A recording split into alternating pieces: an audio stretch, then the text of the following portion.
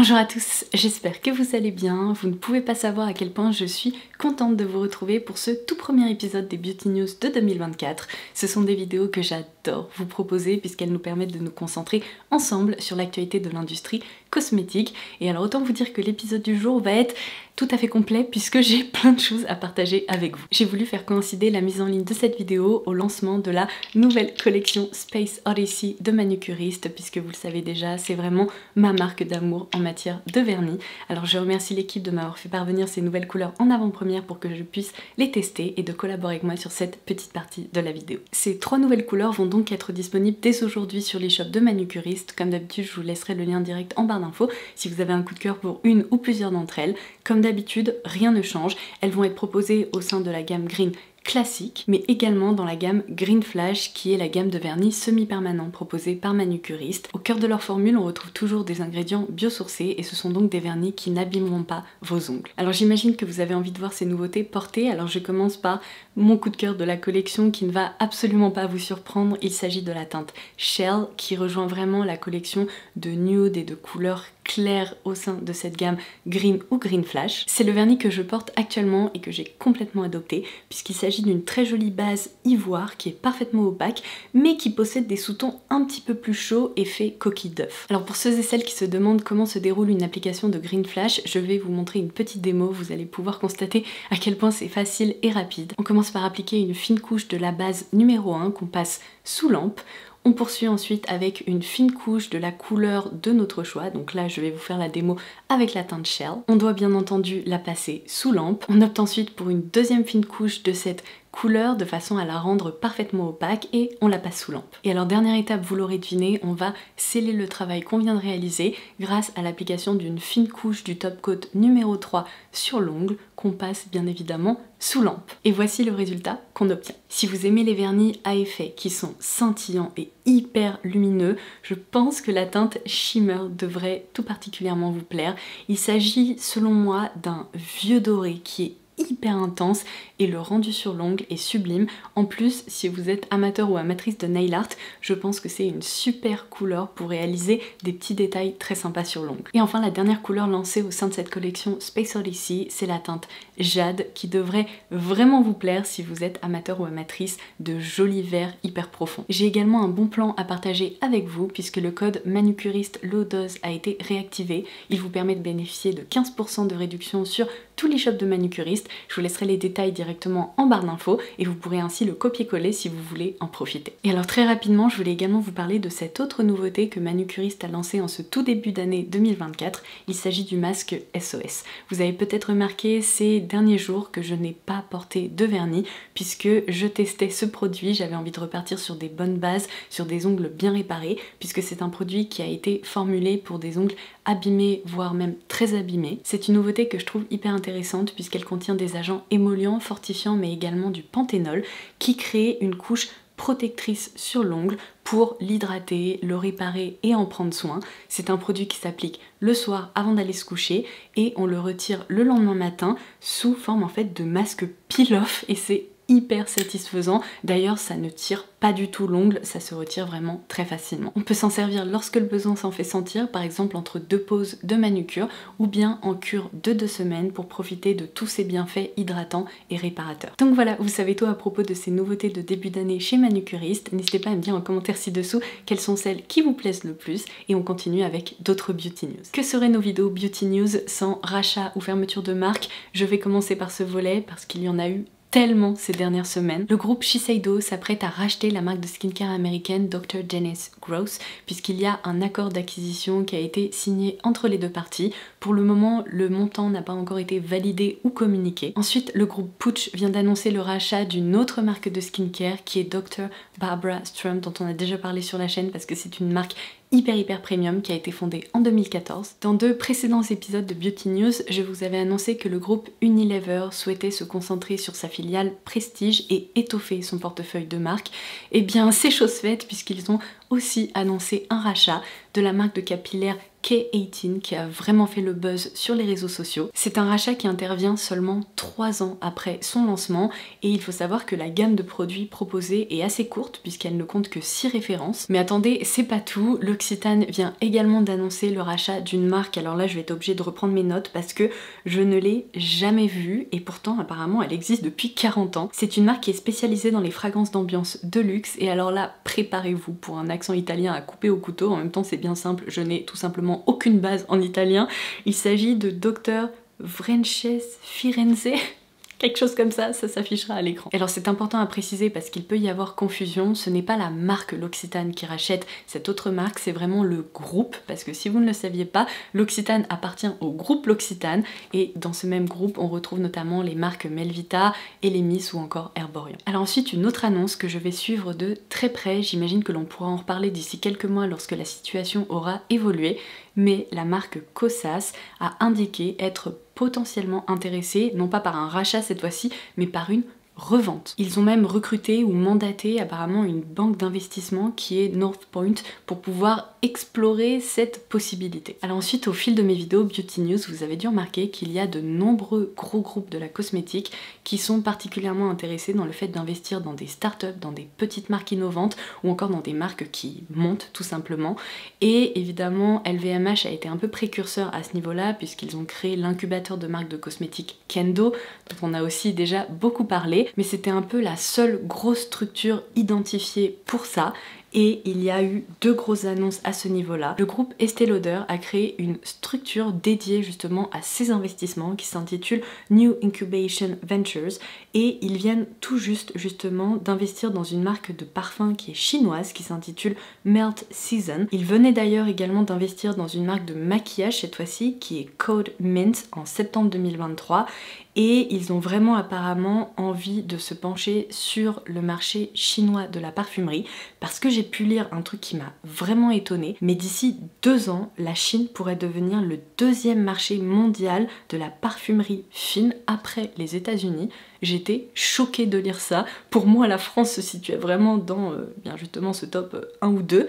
Mais ce n'est apparemment pas le cas. Et sur le même schéma, Shiseido lance Lift, qui est un fonds d'investissement dédié à l'innovation dans le secteur de la cosmétique. Le nom exact de cette structure Lift, c'est Long Term Investment for the Future Ventures. Et alors j'ai pu lire un article qui donnait un petit peu plus de détails. Toutes mes sources seront comme d'habitude indiquées en barre de description. Mais leur but, c'est d'investir dans de nouvelles technologies, dans des plateformes innovantes, des marques à forte croissance ou bien des nouveaux modèles d'entreprise. Cette structure Lift est basée à New York et ils viennent justement d'investir dans une société qui s'appelle Fila, qui est pionnière en matière de technologie de bactériophage et je pense qu'ils essayent aussi d'aller dénicher des technologies dont ils pourraient se servir dans évidemment les gammes skincare Shiseido. Alors ensuite, c'est pas un rachat non plus, il s'agit vraiment d'un investissement minoritaire dans la marque Patrick's qui est apparemment une marque de soins pour hommes très haut de gamme. Bon, je suis d'accord, ça fait beaucoup d'informations à digérer d'un seul coup. Je vais clôturer ce volet par la fermeture d'une marque. Et alors celle-là,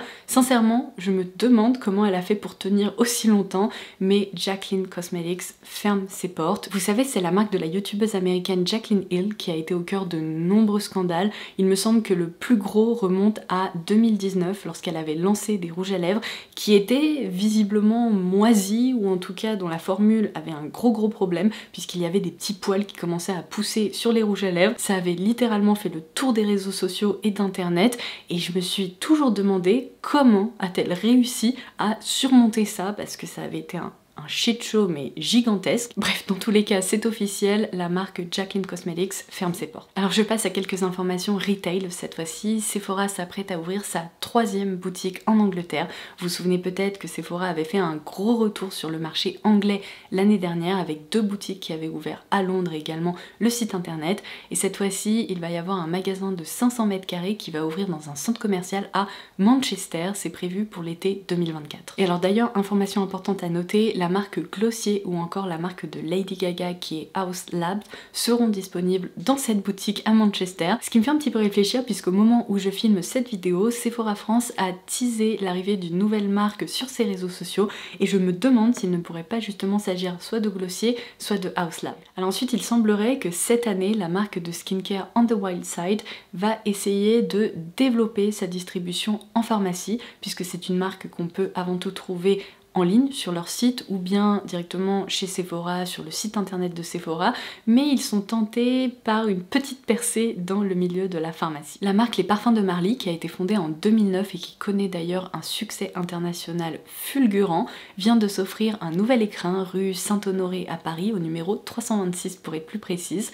Cette boutique s'est installée juste à côté de la boutique Dior, un emplacement de choix, et d'ailleurs il faut savoir que Les Parfums de Marly possédait une boutique rue Cambon, mais il semblerait que cette première boutique pourrait fermer au profit de celle qui vient de s'installer rue Saint-Honoré. Et enfin, une dernière petite actualité pour la marque Lush cette fois-ci. Pour la toute première fois, ils ont ouvert en décembre 2023 un service de coiffure au sein d'une de leurs boutiques à Brighton en Angleterre et ils ont apparemment envie d'étendre ce service à d'autres boutiques. Je vais donc terminer cette vidéo par quelques actualités en matière de produits. Alors, je vous en parle tous les ans dans mes vidéos Beauty News, mais chaque année se tient à Las Vegas le CES qui est le Consumer Electronics Show, qui est le plus grand salon en matière de technologie. Et alors j'aime beaucoup regarder ce que L'Oréal présente au CES parce que chaque année il frappe fort et il présente des innovations qui sont assez dingues. Et pour cette édition 2024, eh bien il y a deux innovations que j'ai repérées. Je commence par un sèche-cheveux qui est le Airlight Pro qui, contrairement à de nombreux sèche-cheveux, ne se base pas sur l'utilisation de résistance électrique pour sécher la chevelure, mais qui va cette fois-ci se baser sur un flux d'air puissant combiné à l'utilisation de rayonnement infrarouge. Oui, vous avez bien entendu, L'Oréal a mis au point avec une start-up qui s'appelle Zuvi, qui a d'ailleurs été fondée par d'anciens ingénieurs de chez DJI, et si vous y connaissez un petit peu en matière de photo-vidéo, vous savez que c'est une marque qui a littéralement révolutionné ce monde-là, donc ces ingénieurs savent ce qu'ils font, mais du coup on peut dire que Zuvi et L'Oréal ont envie de proposer une nouvelle manière de sécher le cheveu grâce en partie à la lumière. Alors j'ai pu lire pas mal d'articles à ce sujet, mais il semblerait que l'utilisation justement du rayonnement infrarouge et donc de la lumière permettent aux gouttelettes d'eau de sécher tout en préservant l'humidité à l'intérieur des mèches. Je suis hyper intriguée. Apparemment ce sèche-cheveux va être lancé cette année, même si le prix de vente officiel n'a pas encore été confirmé ou annoncé. Il semblerait que ce sèche-cheveux sera proposé à un tarif inférieur de celui de Dyson et apparemment une fourchette autour de 400 € a été évoquée. Ils ont également présenté une autre innovation capillaire, cette fois-ci dans le domaine de la coloration. Il s'agit du Colorsonic. Je vous intégrerai des images à l'écran, mais si vous avez déjà retouché vos racines ou réalisé votre coloration à la maison, vous connaissez un petit peu la galère que c'est. J'ai fait ça pendant des années, donc je peux vraiment en parler en long, en large, en travers, mais évidemment on doit s'équiper de gants en plastique, on doit essayer de répartir la matière comme ça, un petit peu à l'aveugle, surtout quand on est tout seul et qu'il s'agit de l'arrière de la tête. Et donc ils ont développé un appareil dans lequel on va pouvoir glisser une cartouche de coloration qui va mélanger correctement la texture et qu'on va ensuite directement pouvoir appliquer de la racine jusqu'à la pointe si on le souhaite. On peut aussi se concentrer sur la racine grâce à un système de brosse qui oscille apparemment 300 fois par minute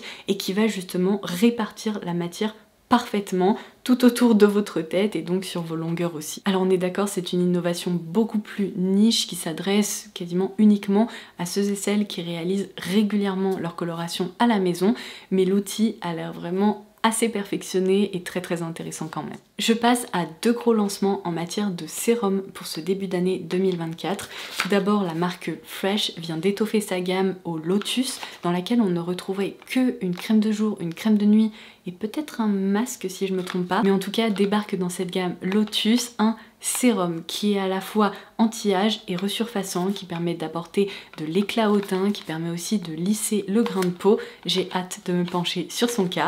Et chez Bobbi Brown, vous connaissez sûrement la Vitamin Enrich Face Base qui est vraiment potentiellement un de leurs produits iconiques. Et bien ça y est, le sérum vient de débarquer, donc je suis aussi hyper intriguée parce que j'adore cette base pour le teint qui est très hydratante, qui convient parfaitement aux peaux déshydratées. Donc là on est une nouvelle fois sur un sérum lissant mais enrichi en vitamines. Dans l'une de mes dernières vidéos crash test, on a pu découvrir ensemble le Real Flawless Foundation de Laura Mercier, qui est sincèrement l'un des rares fonds de teint Laura Mercier qui m'a vraiment convaincue et dont le rendu me plaît beaucoup sur le visage.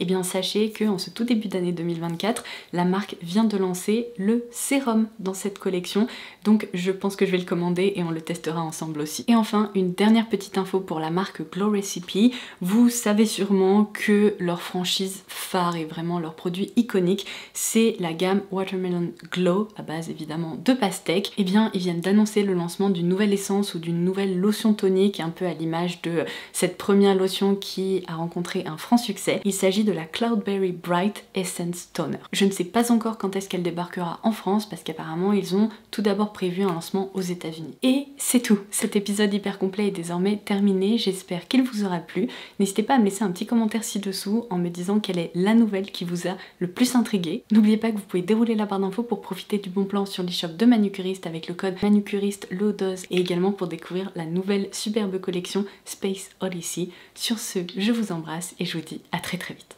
Bye bye!